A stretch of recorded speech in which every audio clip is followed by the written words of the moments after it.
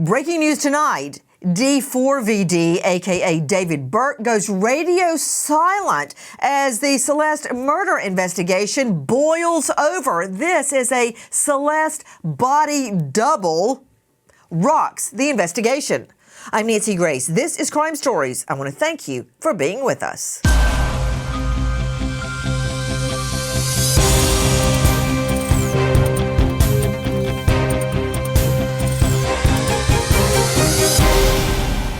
There is a dead body in there 150 feet away from his house. Her body was in advanced state of decomposure. It's not just a car. This is a car containing his girlfriend's allegedly dead, dismembered body.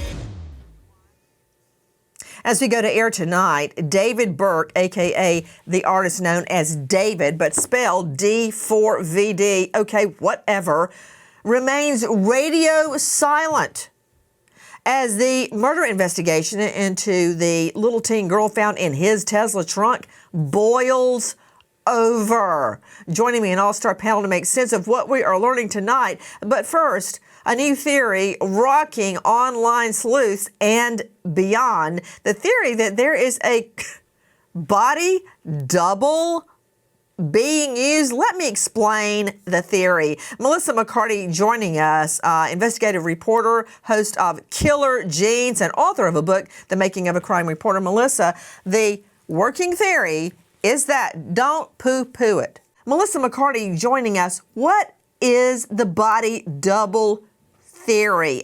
What's the story, Melissa? Nancy, definitely plausible. I've seen similar elaborate cover-ups in other cases. Now, the sleuthing is they're pretty much stripping everything he's ever done online. And one of the things, not only the two Celeste theory, but is he using a body double? Are there images of her surfacing online to make it seem as though she was alive and messing up the timeline? You know, these are conspiracy theories, but they are plausible at the same time. So it's something that the LAPD is going to have to continue to, investigate. But it's confusing for the mass to follow with all the new tidbits coming about from the sleuthing. Joining me now is Steve Fisher, missing persons private investigator, search and rescue specialist, and owner of Search Investigations. Steve, thank you for being with us. Number one, a lot happening in the case boiling over. I wonder why D4VD, aka David Anthony Burke, has remained totally silent. He's on social. Don't worry about that. He's busy deleting negative comments.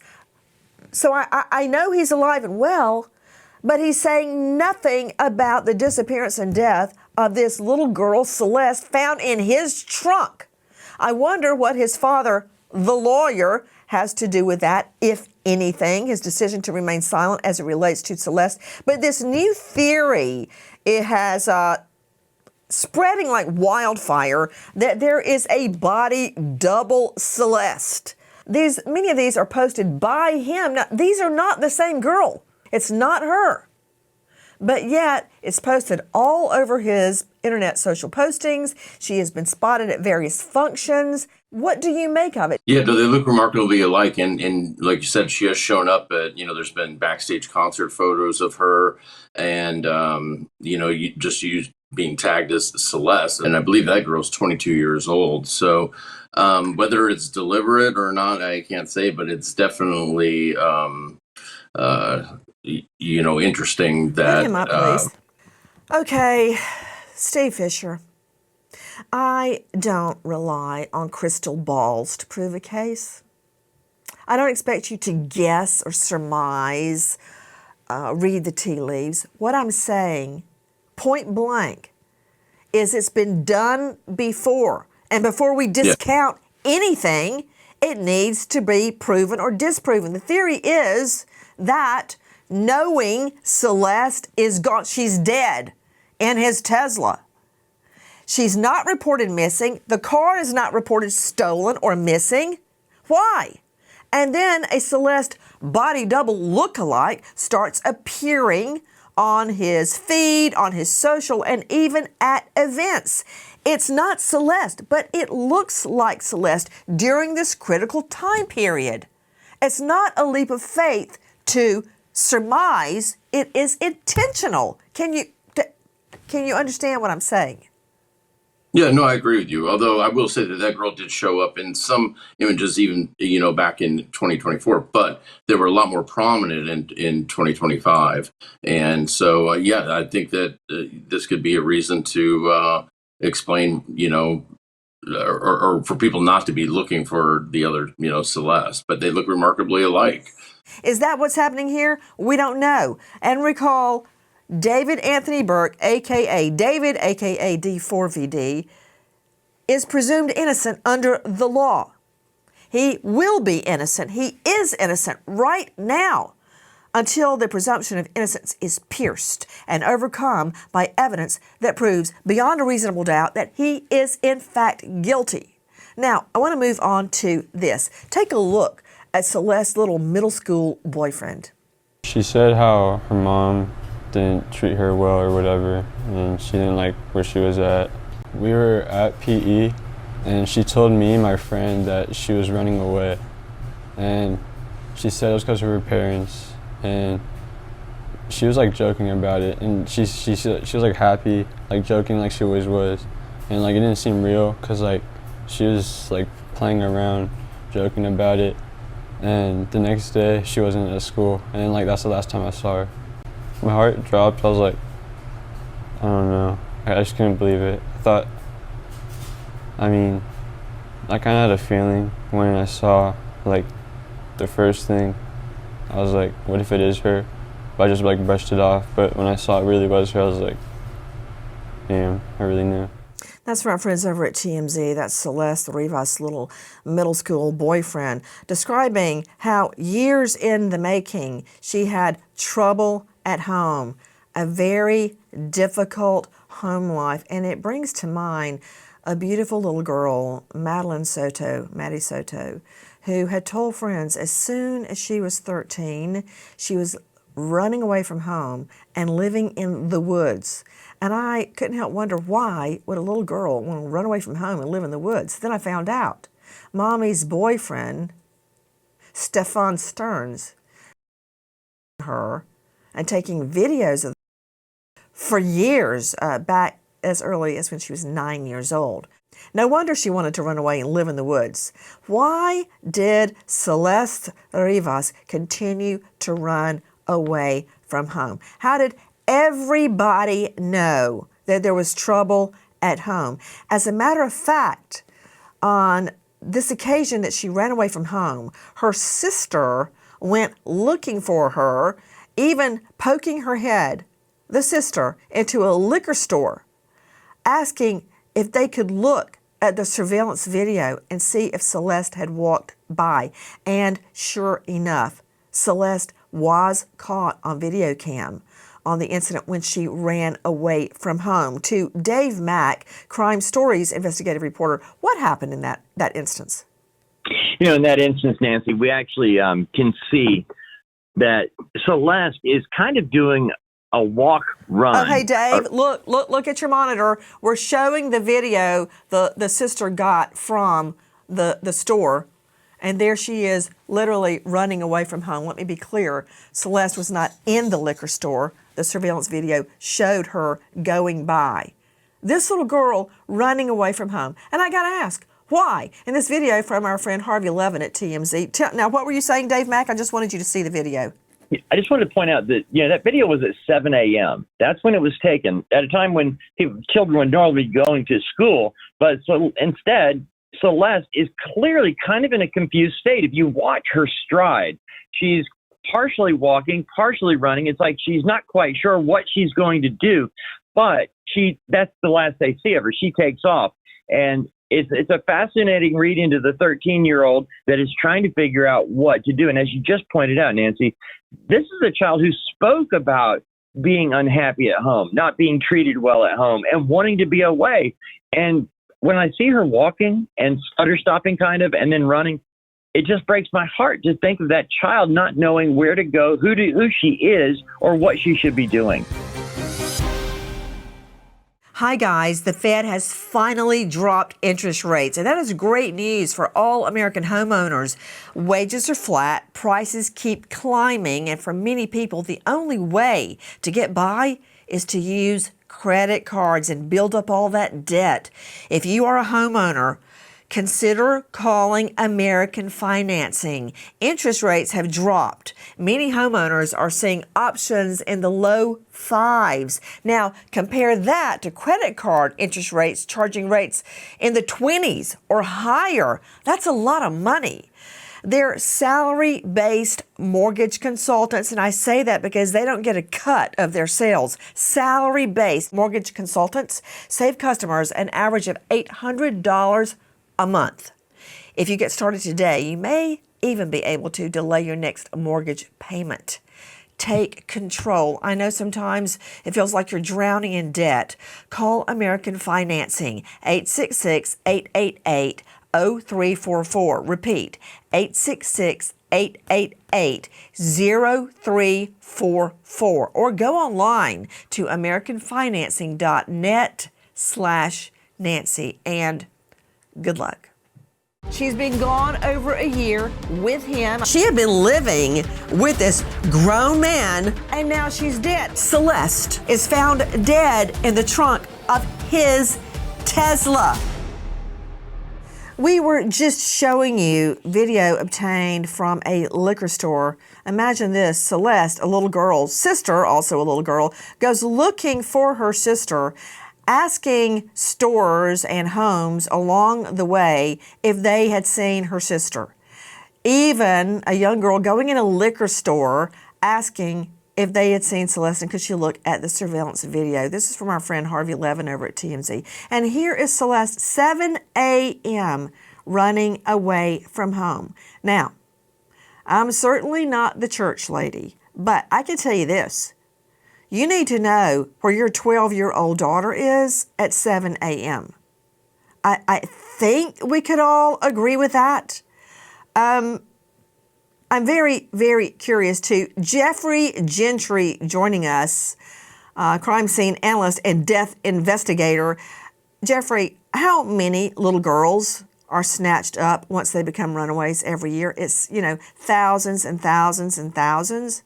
Can you imagine parents not knowing where their daughter is at 7 a.m.? It is way too many, and the stats on that are very disturbing. But, that doesn't happen in normal homes. So, like, for example, I've got 3 teenagers at home, and I know exactly where they're at all times. I have apps that are in them. I've got phones that I can contact them on at all times. So that is very abnormal. And you got to look into the home life as well as the circumstances going around this case, just to figure out why in the world is this girl out and able to run away? How is this girl able to establish a relationship with an older man? So those are all very disturbing facts that need to be looked into. Melissa McCarty joining us, investigative reporter and host. Listen. A friend of Celeste's mother, Mercedes Martinez, says the family was aware of the relationship with Burke. She doesn't know why they didn't ask where she had been staying. Celeste left again and went back to him. Someone called Celeste's mother and said, "Stop looking for her. She's fine." Take down social media post about Celeste being missing. She felt scared and took down a social media post asking for help finding Celeste. I mean, Melissa, somebody calls me and tells me, "Don't look for Lucy. Take down the social media post." The first thing I would do would be star 69, their bony rear end, and find out who was calling me, threatening me to take down social postings about my missing daughter. Number one. But that person was never reported to police, and they apparently took down the social media postings and quit looking. What happened? First of all, that's a very haunting call to receive, but I think it really goes into the backstory of Celeste and what was happening in her home. It's clear there were a lot of issues either within the family dynamic or even the environment where she was living for her to come and go seemingly as she pleased at this point. I think they were just used to her leaving. And, they also do seem like a proactive family trying to find her whereabouts, but then they didn't have any luck. Melissa McCarty, I like you. I really do. Do you have children? I do not. Well, you will one day. But I will say this, Nancy. I will say this. Those teen years, 12 to 15, they are rough. I think any parent And any teen would admit to that. Those are rough years. And the home environment, the social I don't environment. give a flying plays fig huge about what impact. you're saying right now, and I don't care. Please mute her. I don't care how rough they are. When your daughter goes missing, you find her. You find her. You do not allow your child to go as they please, like you just said. No. N-O. What? I don't even know what you're saying. I'm concerned. I think you Did you fall of and a hit your family. head? Are you okay? I think there's a backstory of her leaving home for a long year, a period of time where at one point there's only so much a family can do. If they made all of those calls to police and nothing came of it, she would continue to run away Made from home all of despite those all the calls police to police. calls. Okay, you know what, Melissa? I'm going to let you rest for a few moments, and I'm going to go to a specialist who finds missing people. Okay? Steve Fisher, you do not let a child go as they please. Now, when they become 18 or they move out of your home as an adult, then you can't stop them. They will go and come as they please. And the same reason that you have to watch over them is the reason they can't buy liquor, they can't buy alcohol, they can't enter into a contract, they can't go tell somebody, yeah, I want to buy your car. That minors cannot negotiate contracts. Why? Because they don't have the wherewithal, the maturity to do that. So even if I sell a minor my Lamborghini, and then guess what? They don't pay the car note, and then they wreck it, I can't sue them because I entered a contract with a minor. So when you hear Melissa McCarty state, well, you know, a lot of parents let their children come and go as they please. No, they don't. And what more could they do? Well, they could hire a PI. They could continue to call police. They could put up the social media postings. They could go out and look for her. The mom knew she was dating a guy named David. She's all over social media. I can see her. Can't they? Can't they see she is with D4VD, aka Burke?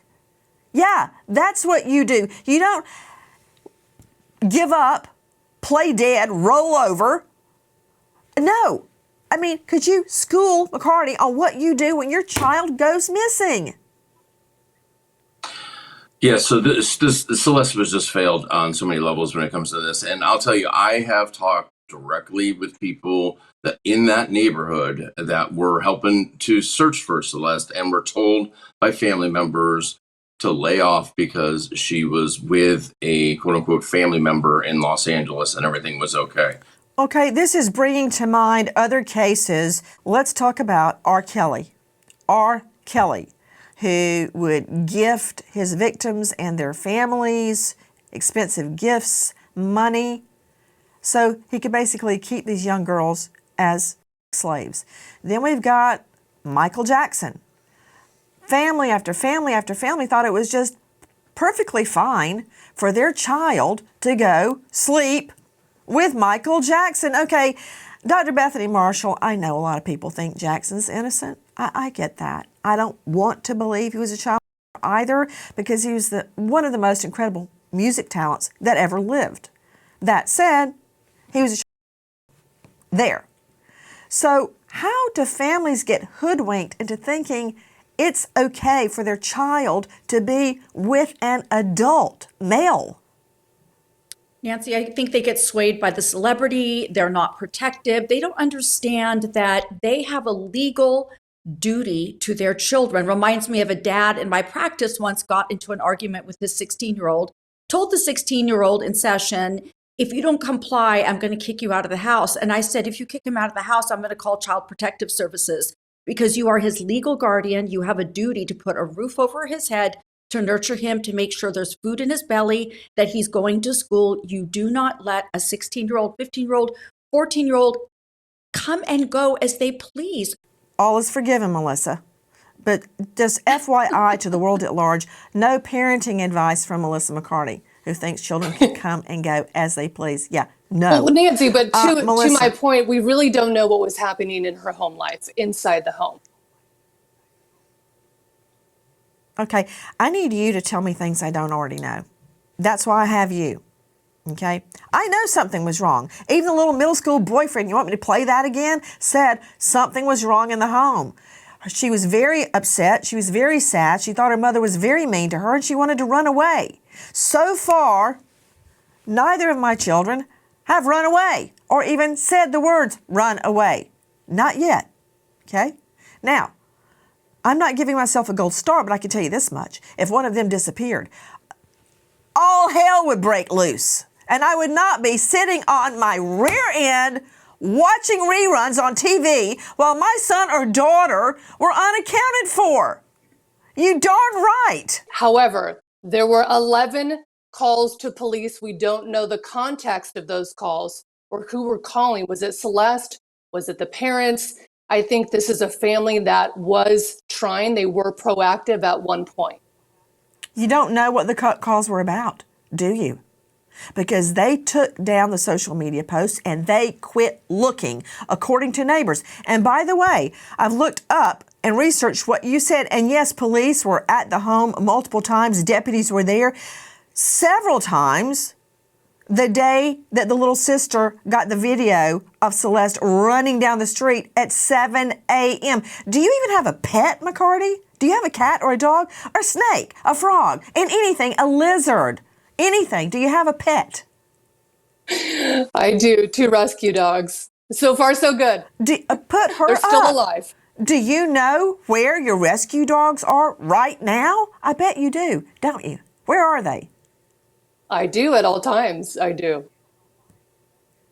So you think it's okay to know where your dog is, but that children, you know, the human... Well, here's the thing, Nancy. It's okay to let them go and come as they please?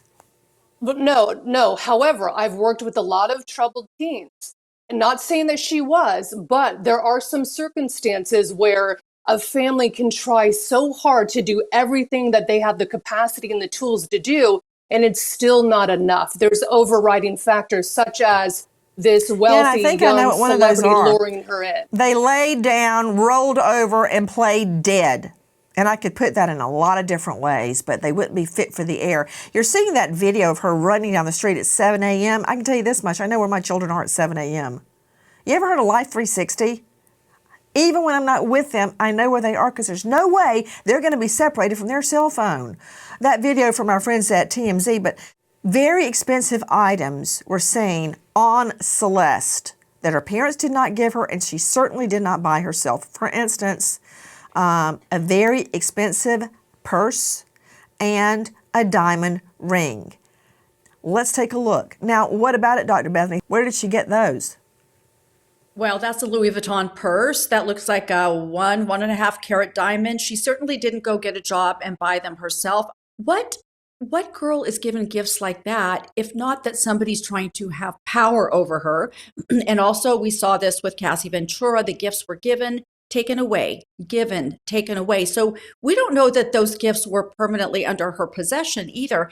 I've had women in my practice who are abused, whose husbands buy them expensive purses, but will not allow them access to cash. And when I say to the husbands, you know, she needs to go to the grocery store, she needs to shop, he goes, well, I gave her purses. So purses here in Southern California are a very common thing for men to give to women to have control over them. Hi guys, Crime Stories, now featuring on streamer Fox One. Joining us to help solve unsolved homicides, find missing people, especially children, and reignite cases long cold. It's a lifetime mission for me, and I'm very proud. We have a partner who furthers that mission to always seek justice. Watch the episodes first with Fox One 24 hours before seeing anywhere else. Try it. 7 days free. The brand new season of Crime Stories airing now on streaming giant Fox One. Click the link in the episode description to learn more and join us on Fox One. The conspiracy theorists' online sleuthing has exploded. Literally dozens and dozens of theories. How do you know that this isn't somebody setting up David? Why? Why would anyone want to frame him? That's crazy talk. This model sends a notification to cell phone whenever the front trunk, is open for more than 10 minutes. If someone was loading Celeste's body into the car and it took more than 10 minutes, Burke could have received a notification, and this notification could be found on his phone by law enforcement. The Tesla Model Y belonging to Burke, David Anthony Burke, the artist known as David. It looks like D4VD. Joining me now, Scott Eicher, who has actually performed experiments with a Tesla. Founding member, FBI Cellular Analysis Survey Team, former police officer, homicide detective with Norfolk, Virginia. Currently, Precision Cellular Analysis. Scott, thank you for being with us. Explain what you learned about this Tesla, other than the fact that if the trunk is open over 10 minutes, an alert is sent by text or email to the owner. Yeah, and the Tesla, as we have talked before, has numerous cameras on it, so you get these alerts when the trunk is open, or the front trunk, they call it the frunk, and there's a small area in the front of the car there, in the front, that you can put baggages or groceries. That's what I use it for. But in this case, her body was found inside the frunk of the Tesla. It's a very small area, and you can see some of the pictures. This is my daughter here sitting in it. Who is that? That's your reenact, okay? Yes, ma'am. That's my daughter. She's about 100 pounds, so it's pretty tight in there for her. But if the victim in this case with Celeste, she's already deceased, they're more foldable and bendable at that point in time. Scott Eicher, how tall is your daughter? 5'2", 100 pounds. Okay, that's generally the same size as Celeste, generally speaking. Let's see that shot again. We also know that Celeste's body was in a bag, which that's a whole nother can of worms for Jeffrey Gentry, our blood pattern analyst. But back to Scott Eicher regarding the Tesla. Celeste was dismembered, okay? Which means that although we don't know the specifics of the dismemberment yet, that could have made it much easier to put her body in the trunk since she was dismembered. I totally agree with that. What were you saying about the degree of rigor or livor mortis? What were you saying about that? Yeah, as I said, if she's dead, she's more foldable or manipulable. Her body so could fit into that small area of the front of the Tesla. And there's numerous cameras all around that. Scott Eicher, I'm curious about that USB that goes into the Tesla that does all the recording, and the recordings are stored on the USB. Would the car start if someone had removed the USB? Yes, it will. It will start, and it's just not going to save any of the data, the recordings from the cameras. The USB is really just there to save the pictures and the recordings. Also, Scott, it's almost a 360-degree video of the surroundings of the car. What all would the cameras catch? They catch numerous aspects, front, back, and side views of the camera. And this is me reenacting, bringing a bag to the front of the car, opening the hood, placing that bag into that frunk area, that little space that we saw earlier, and then showing. As you can see, that's the dash camera in front of the car and right by the mirror. And it's facing right down the front of the car. So anybody coming to the front of that car will get viewed pretty clearly, as you can see. And then there's cameras on each side of the car and the rear of the car too.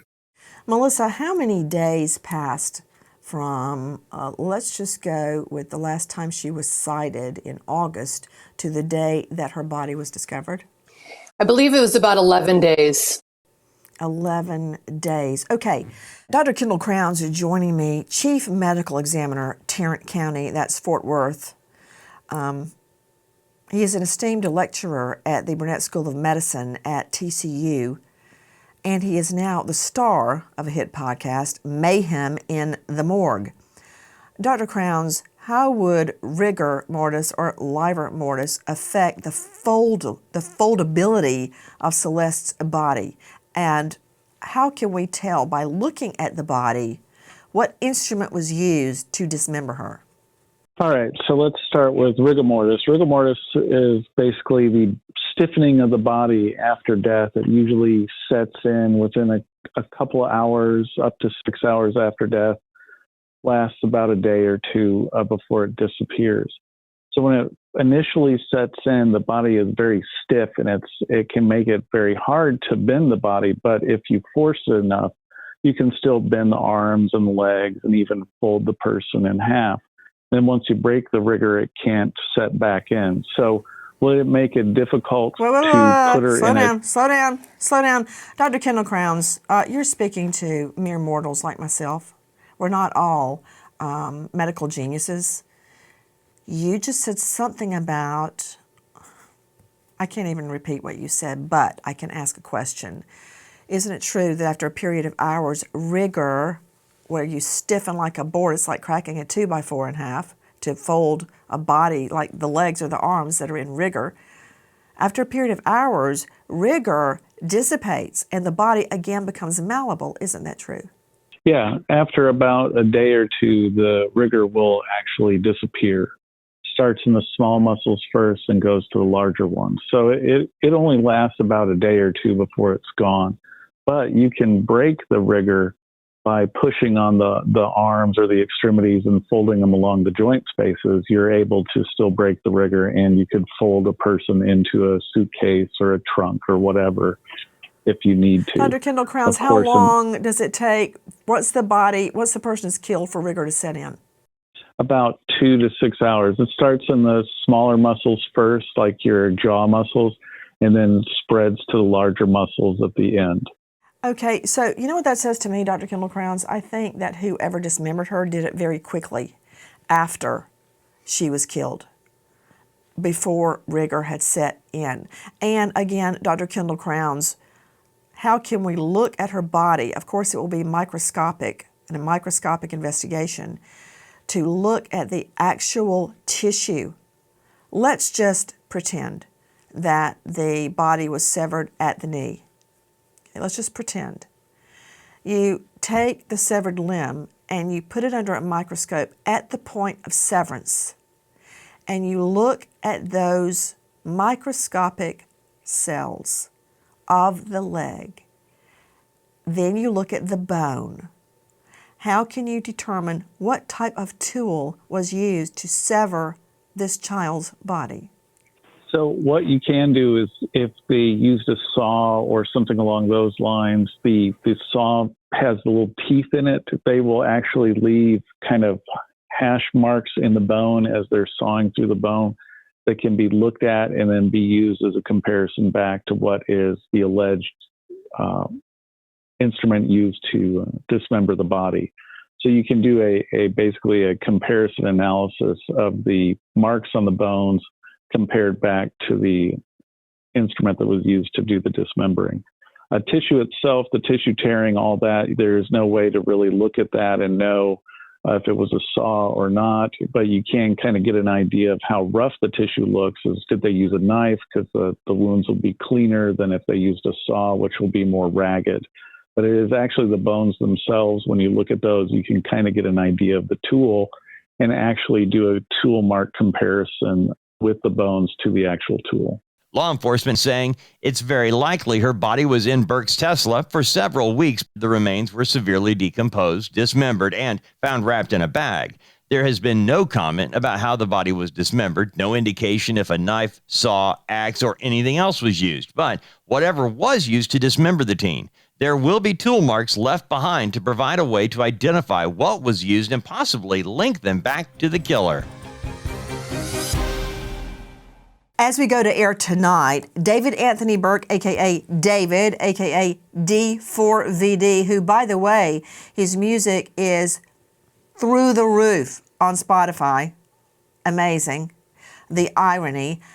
That said, he is radio silent, although we are learning he's going on social media and monitoring Reddit users. Everybody posting about Celeste's murder. And he is trying to control the narrative as it relates to him. So he's not totally quiet. He can go online and do that, but not mention a word of condolence. Speaking of remaining silent, did he not notice Celeste wasn't there? Did nobody say, hey, where's Celeste? Apparently not, because she was never reported missing by either him or her parents. Yeah. Digest that for a minute. Nor was his car reported stolen. Interesting, right? That's called circumstantial evidence. And again, Burke is innocent as we go to air tonight, but still no word from Burke. Again, radio silent. I want to circle back to Scott Eicher joining us, forensics expert. Eicher, I want to see the video of you again carrying the bag to the Tesla in which you performed multiple experiments. The bag. I want to go to Jeffrey Gentry joining us, forensic certified bloodstain pattern analyst, senior crime scene analyst, and death investigator, author of Forensic Science, Applications to Death and Crime Scene Investigations, author of Bloodstain Pattern Analysis, author of Death Investigations, Information to Obtain During a Forensic Death Investigation. Can we talk one moment, Gentry, about my beloved trash bags? Oh, how I love them. Why? Because they're so easy to lift prints from. Explain. They are very easy to lift prints. If you know what you're doing, you can use super glue techniques where you can put the bag in a controlled environment. There are multiple different enhancement techniques where you can actually get usable fingerprints from plastic bags. And you might even want to consider obtaining DNA from these bags as well. So you might be able to figure out who was handling the bags, either before they were filled with body parts or during the process or when they were being put inside of the vehicle. Veteran defense attorney Joanna Nieves joining us from this jurisdiction. Joanna, I guess you would argue with a straight face that, hey, if his fingerprints are on that bag, that means nothing. This bag was probably from his home.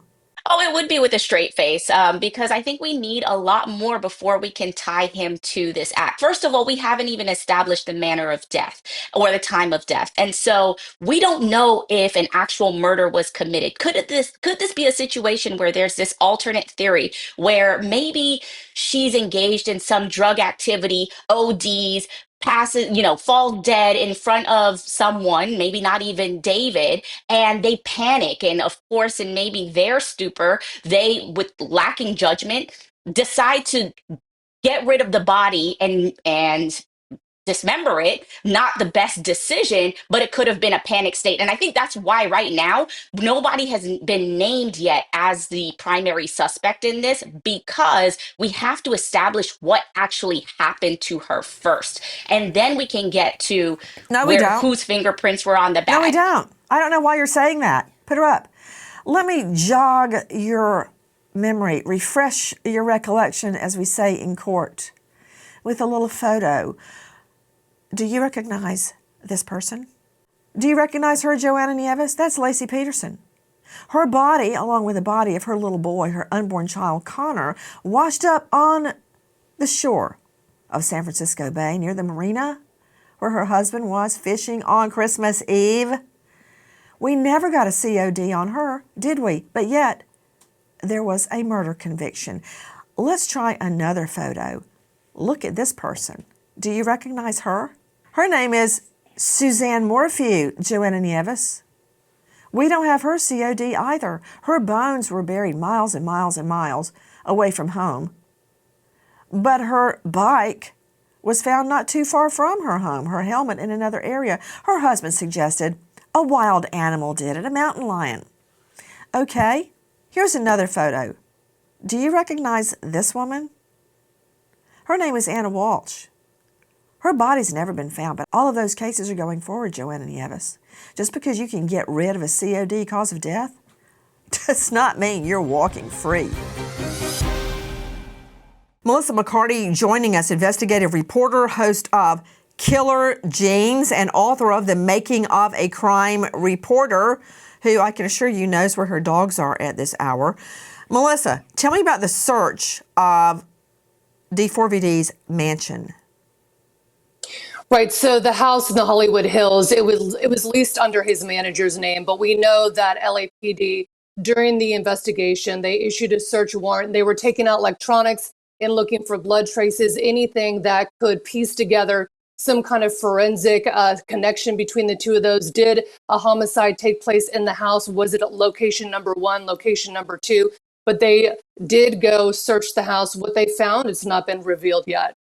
This is from our friend Harvey Levin at TMZ. Jeffrey Gentry, following up on what Melissa McCarty just stated, she said they were looking for blood evidence. What specifically were they looking for, and how would luminol play into that? Luminol is a chemical that can be used to detect blood that's not visible with the naked eye. So I've used it in many cases, and it's on areas that are either dark or areas that have been cleaned up. So if I were in that home looking, I would search in areas where I think a body has been dismembered. And keep in mind that when you're dismembering a body, if you don't know what you're doing, you're going to make a mess for sure. So I would be looking in areas like bathrooms. I would be looking outside, like on patios. I'd be looking in garages. And you spray this chemical, and under dark conditions, it will light up. So it's going to tell you where that dismemberment occurred. If it was inside the house or on the back patio, it's a very useful technique. And then after you've sprayed this chemical, if you're using the right one, you can actually swab it for DNA to confirm that there was blood there at one point. Because keep in mind, after several days, weeks, that stuff is going to get cleaned up. And if somebody does a good job, it's not going to be really visible with the naked eye, but this chemical is perfect for enhancing blood stains so that you can see them, document them, and then collect DNA. Gentry, you know what I love? Cast off. And when I say cast off, I mean, for instance, if you stab someone and swing back, blood, minute particles are cast off of your weapon and will hit the wall or the ceiling or we don't know where. And when looking for blood at a crime scene, not only do you use luminol, as Jeffrey Gentry accurately described, you look for blood in very odd places, like on the ceiling, at the tops of the walls, places where you would not find Celeste's blood normally. Like if she cut her leg shaving in the tub, you would expect to find blood there, but not on the ceiling and not at the tops of the walls, not on the curtains. And the type of blood matters. Is it a dot? You look at the way it runs. Is it running large here and then trails off here, which will tell you the direction in which it was cast off? Just it's an art. It's a science and an art. And I just pray they get all that evidence, if there is any, before the home is professionally cleaned or repainted. If you know, or you think you know, anything about this case, have you been called in as a professional cleaner? Have you been called in to David Burke's mansion to repaint, to strip up carpet? Please dial this number, 213-486-6890. Repeat, 213-486-6890. We remember an American hero, Detective Isaiah Immunizer, Northern York County Regional Police, Pennsylvania, shot in the line of duty after 20 years of service, leaving behind grieving wife Lona and 2 beautiful children. American hero, Detective Isaiah Immunizer. Thank you to our guests, but especially to you for being with us. Nancy Grace, signing off. I'll see you tomorrow night. And until then, good night, friend.